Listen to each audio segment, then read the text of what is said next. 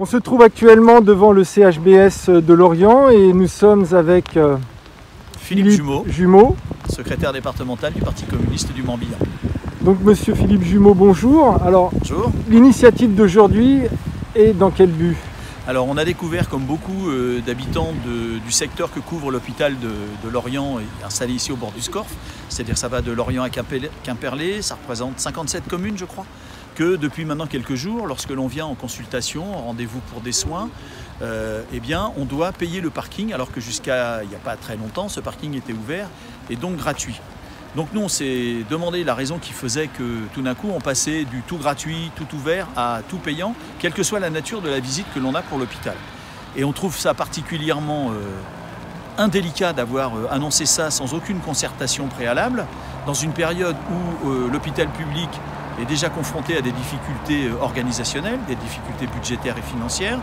Et donc aujourd'hui, lorsque l'on fait des comptes rapides, le directeur de l'hôpital de Lorient prétend qu'il fait 2000 € de recettes par jour à l'issue du paiement de l'ensemble des visiteurs.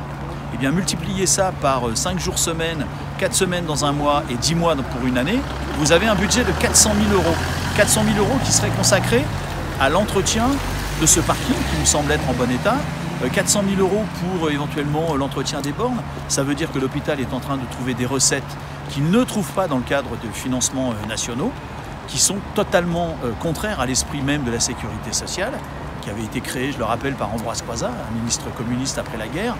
Et donc on a là un dévoiement d'un certain nombre de recettes pour compenser aujourd'hui la maltraitance que subit l'hôpital public depuis de nombreuses années.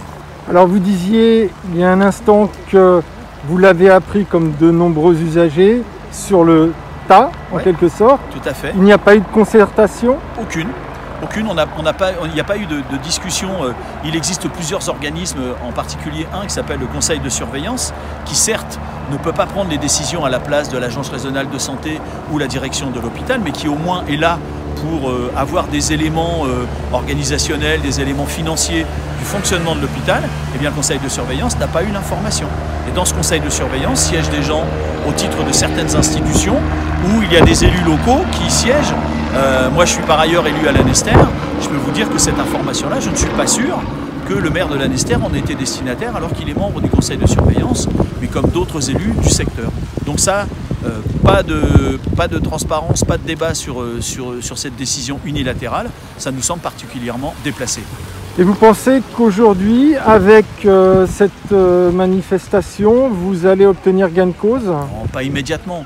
Mais puisque le directeur s'est engagé à revoir la situation, de faire une sorte d'analyse de celle-ci dans quelques temps, il n'y a pas si longtemps que ça, avant que cette période de gratuité qui avait été mise en place au moment de la crise sanitaire et de la pandémie, quand vous veniez à l'hôpital pour des soins réguliers, pour une consultation, pour un rendez-vous médical, il suffisait que le service, ou bien en repassant à l'accueil de l'hôpital, on vous donne un ticket qui confortait ou qui confirmait l'idée que vous étiez venu pour un rendez-vous et pas uniquement pour une visite ou pour une autre raison. Eh bien, à tout le moins, cette décision-là doit être reprise de manière à ce que les gens qui viennent pour des soins réguliers, mais je pense aussi aux gens qui viennent de loin, qui ont besoin de leur véhicule pour se déplacer. Je pense aussi aux accompagnants qui viennent pour leurs parents. Quand on est aide à domicile, eh bien, il n'est pas à subir, en plus de ce déplacement et de ses inconvénients, à payer un parking alors qu'ils viennent dans l'intérêt de soins, dans la perspective d'aider quelqu'un. C'est totalement discriminant.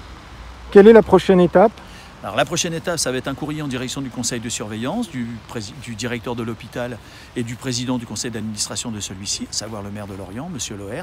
Et nous allons prendre contact avec des organisations syndicales, d'autres organisations politiques, de manière à mettre en place un petit groupe qui envisagera d'autres actions, d'autres initiatives dans les semaines à venir.